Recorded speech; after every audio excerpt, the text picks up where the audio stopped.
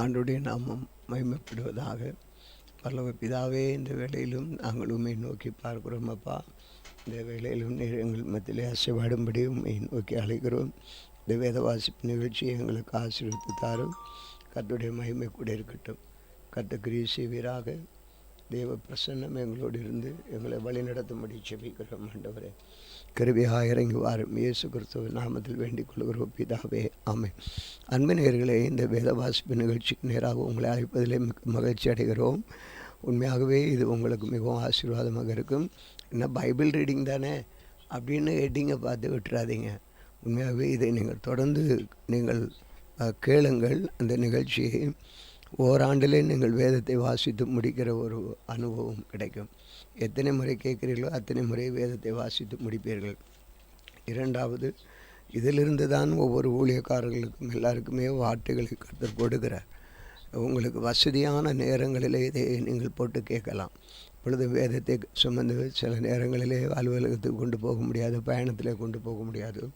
ஆனால் இது கைபேசி நம்மிடத்தில் இருக்கும்.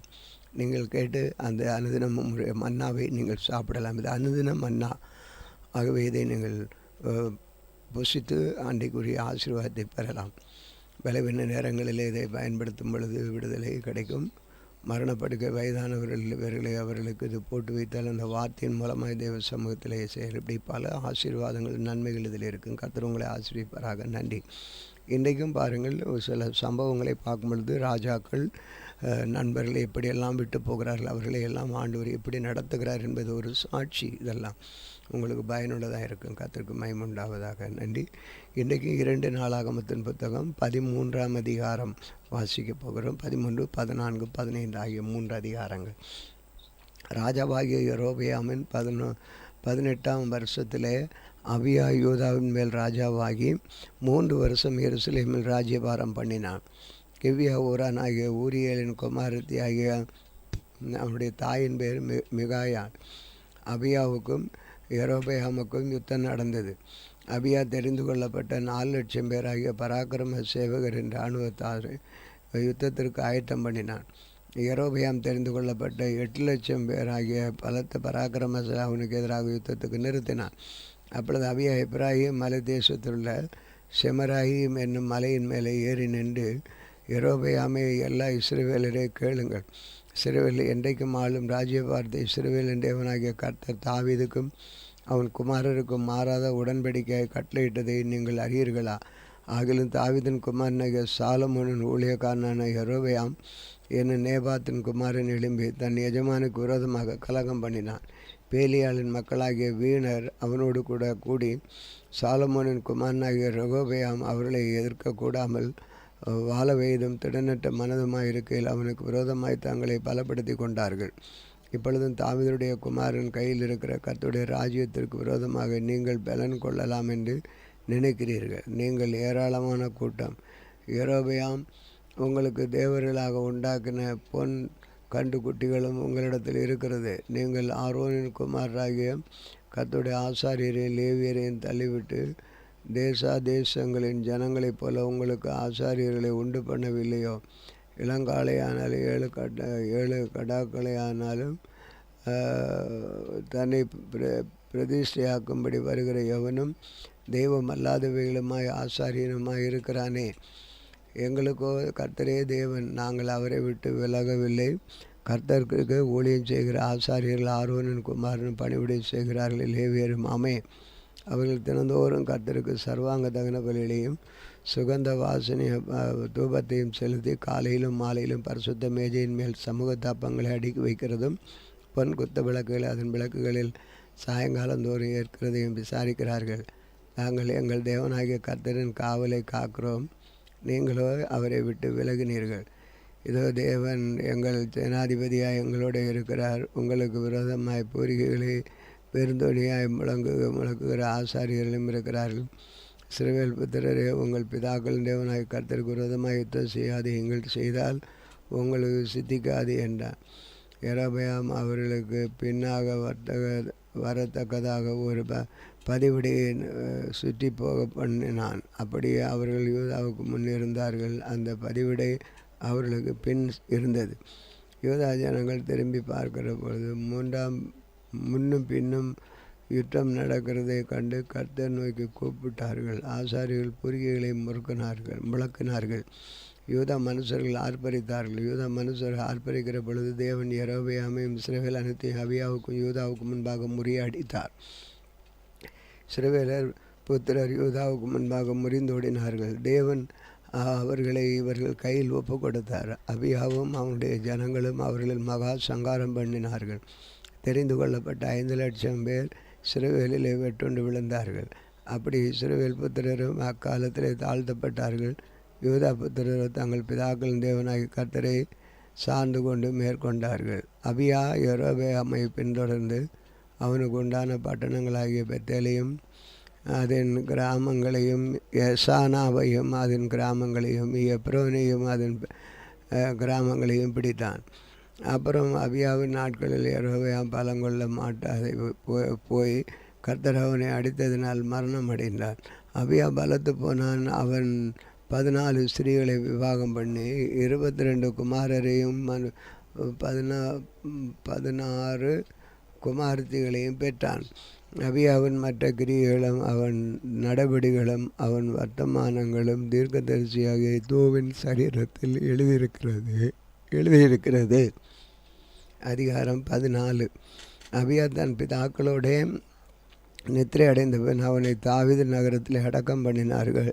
அவன் ஸ்தானத்தில் அவன் குமாரனை ஆசா ராஜாவானான். இவனுடைய நாட்களில் தேசம் 10 வருஷம் மட்டும் அமெரிக்கையாக இருந்தது. ஆசா தன் தேவனாகிய கர்த்தரின் பார்வைக்கு நன்மையும் செம்மையுமானதை செய்தான். அந்த தேவர்களின் பலிபீடத்தையும் மேடைகளையும் அகற்றி சிலைகளை உடைத்து விக்கிரகத்தோப்புகளை வெட்டி உங்கள் பிதாக்களின் தேவனாகிய கர்த்தரை தேடவும் நியாயப்பிரமாணத்தினுடைய கற்பனையின்படி செயல்படும் யூதாவுக்கு கற்பித்து யூதாவுடைய எல்லா பட்டணங்களிலும் மேடைகளிலும் விக்கிரகங்களிலும் அகற்றினார். அவனுக்கு முன்பாக ராஜ்யம் அமெரிக்கா இருந்தது. கர்த்தர் அவனுக்கு இளைப்பாறுதலை கட்டளையிட்டதனால் அந்த வருஷங்களில் அவனுக்கு விரோதமாக யுத்தம் இல்லாதிருந்தது. தேசம் அமெரிக்கையாக இருந்தபடியினால் யூதாவில் அரணான பட்டணங்களை கட்டினான். அவன் யூதாவை நோக்கி, தேசம் நமக்கு முன்பாக அமைந்திருக்கிறதாம், நாம் இந்த பட்டணங்களை கட்டி அவை அலங்கள், கோபுரங்கள், வாசல்கள் உண்டு பண்ணி தாழ்பால் போட்டு பலத்து போடுவோம். நம்முடைய தேவனாகிய கர்த்தரை தேடின போது சுற்றிலும் நமக்கு இளைப்பாறுதலை கட்டளையிட்டார் என்றார். அப்படியே கட்டினார்கள். அவர்களுக்கு காரியம் வாய்த்தது. யூதாவிலே பரிசையும் ஈட்டியும் பிடிக்கிற மனுஷர் 3,00,000 பேரும், பென்னியமீனிலே கேடகம் பிடித்து வில்லை நாணேற்றுகிற 2,80,000 பேருமான சேனை ஆசாவுக்கு இருந்தது. இவர்கள் எல்லாரும் பராக்கிரமசாலியாக அவர்களுக்கு விரோதமாக எத்தியோப்பியனாகிய சேரா 10,00,000 பேர்களை சேர்ந்த சேனையோடு 300 ரதங்களோடும் புறப்பட்டு மரேசா மட்டும் வந்தான். அப்பொழுது ஆசா அவனுக்கு எதிராக புறப்பட்டான். மரேசாவுக்கு அடுத்த செப்பத்தா என்னும் பள்ளத்தாக்கள் யுத்தத்திற்கு அணிவகுத்து நின்றார்கள். ஆசா தன் தேவனாகிய கர்த்தரை நோக்கி கூப்பிட்டு, கர்த்தாவே, பலமுள்ளவனாகிலும் பலமற்றவனாகிலும் உதவி செய்கிறது உமக்கு லேசான காரியம். எங்கள் தேவனாகிய கர்த்தனே, எங்களுக்கு துணை நில்லும். உம்மை சார்ந்து உம்முடைய நாமத்தில் ஏராளமான இந்த கூட்டத்திற்கு எதிராக வந்தோம். கர்த்தாவே, நீர் எங்கள் தேவன், மனுஷன் உம்மை மேற்கொள்ள விடாதேயும் என்றான். அப்பொழுது கர்த்தர் அந்த எத்தியோப்பியரை ஆசாவுக்கும் யூதாவுக்கும் முன்பாக முறியடித்ததினால் எத்தியோப்பியர் ஓடி போனார்கள். அவர்களை ஆசாவும் அவனுடைய இருந்த ஜனங்களும் கேரார் மட்டும் துரத்தினார்கள். எத்தியோப்பியர் திரும்ப பலம் கொள்ளாதபடி முறிந்து விழுந்தார்கள். கர்த்தருக்கு அவருடைய சேனைகள் முன்பாக நொறுங்கி போனார்கள். அவர்கள் மிகுதியாக கொள்ளையடித்து கேராரின் சுற்றுப்பட்டணங்கள் எல்லாம் முறியடித்தார்கள். கர்த்தரால் அவர்களுக்கு பயங்கரம் உண்டாயிட்டு அந்த பட்டணங்களை எல்லாம் கொள்ளையிட்டார்கள். அவைகள் கொள்ளை மிகுதியாக அகப்பட்டது. மிருக ஜீவன்கள் இருந்த கொட்டாரங்களையும் அவர்கள் இடித்து போட்ட திரளான ஆடுகளையும் ஒட்டகங்களையும் சாய்த்து கொண்டு எருசலேமுக்கு திரும்பினார்கள். அதிகாரம் 15. அப்பொழுது தேவனுடைய ஆவி ஓனேதின் குமாரனாகிய அசரியாவின் மேல் இறங்கினதினால் அவர் வெளியே ஆசாவுக்கு எதிர்கொண்டு போய் அவன் நோக்கி, ஆசாவே, யூதா பென்யமீன் கோத்திரங்களின் சகல மனுஷரே கேளுங்கள். நீங்கள் கர்த்தரோடு இருந்தால் அவர் உங்களோடு இருப்பார். நீங்கள் அவரை தேடினால் உங்களுக்கு வெளிப்படுவார். அவரை விட்டுவிட்டீர்களாக அவர் உங்களை விட்டு விடுவார். இஸ்ரவேலின் அநேக நாளை மெய்யான தேவனும் இல்லை, உபதேசிக்கிற ஆசாரியனும் இல்லை, வேதமும் இல்லை. நாங்கள் நெருக்கத்திலே இஸ்ரவேலின் தேவனாகிய கர்த்தரிடத்திற்கு திரும்பி அவரை தேடின பொழுது அவர் எங்களுக்கு வெளிப்பட்டார். காலத்திலே வெளியே போகிறவர்களுக்கும் உள்ளே வருகிறவர்களுக்கும் சமாதானம் இல்லை. தேசங்கள் குடிகள் எல்லாருக்குள்ளும் மகா அமளி உண்டாயிருந்தது. ஜாதியும் பட்டணத்தை பட்டணமும் பெருக்கிருந்தது. தேவன் அவர்களை சகலவித இடுக்கங்களின் கலகம் பண்ணினார். உங்களோ உங்கள் கைகளை நெகிழ விடாமல் திடன் கொள்ளுங்கள், உங்கள் கிரியைகளுக்கும் பலன் உண்டு என்றான். ஆசா தன் வர்த்தமானங்களையும் தீர்க்க தரிசனங்களையும் ஓதியதன் தீர்க்க தரிசனத்தையும் கேட்ட பொழுது அவன் திடன் கொண்ட அருவறுப்புகளை யூதா பென்யமீன் தேச அனைத்திலும் எப்ராயிம் மலை தேசத்தில் நான் பிடித்த பட்டணங்களும் இருந்து அகற்றி கர்த்தருடைய மண்டபத்தின் முன் இருக்கிற கர்த்தருடைய பலிபீடத்தை பிடிப்பித்து அவன் யூதா பென்யமீன் ஜனங்களை அவர்களுடைய எப்ராயிம் மனாசேலும் சிமியோனும் இருந்து வந்து அவர்களுடைய சஞ்சரித்தவர்களையும் கட்டினான். அவனுடைய தேவனாகிய கர்த்தர் அவனோடு இருக்கிறதை கண்டு இஸ்ரவேலில் இருந்த திரளான ஜனங்கள் அவன் பட்சத்தில் சேர்ந்தார்கள்.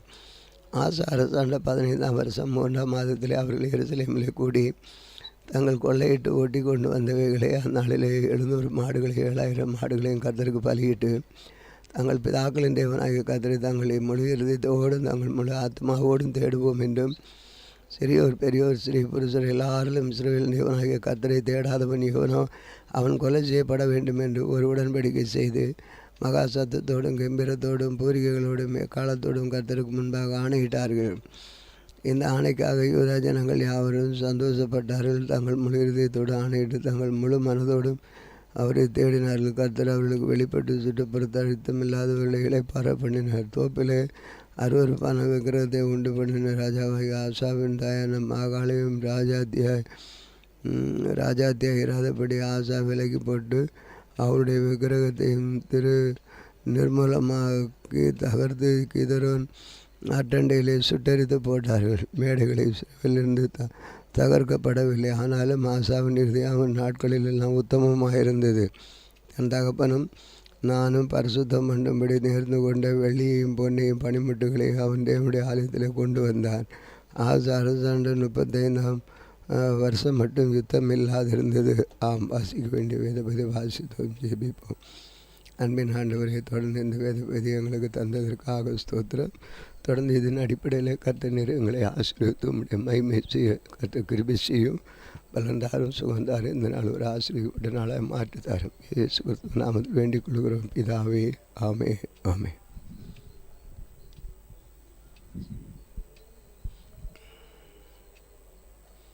நாளில் எங்களுக்கு விரோதமாக கிரீசுகிற எல்லா அந்தகார வல்லமையின் ஆவிகளையும் இயேசு கிறிஸ்துவின் நாமத்தில் கட்டுகிறோம்.